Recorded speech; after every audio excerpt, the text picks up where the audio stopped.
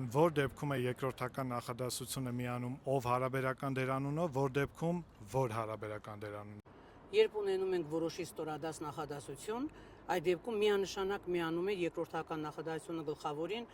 որ հարաբերական դերանունով, եզակի թե հոգնակի ըստ անհրաժեշտության։ Աղջիկը, որ դաս է պատասխանում, գրավել է իմ ուշադրությունը։ Աղջիկը, որը դաս է պատասխանում, որպեսզի ստուգի որևէ մեկը, ավելացնում են կարեստականորեն այն հարաբերյալը, որպեսզի օգնի օժանդակի այս հարցին եւ երևա, որ այստեղ մենք ունենք որոշի ստորադաս նախադասություն, այն աղջիկը, որը դաս է պատմում, սակայն երբ գլխավոր նախադասության մեջ ունենում ենք նա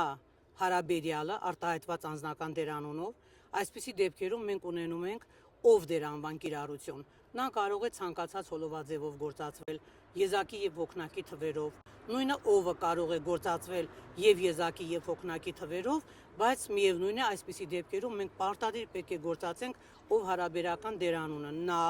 ով դաս է պատմում, մեր հին քերականները երբեմն թյուրիմացաբար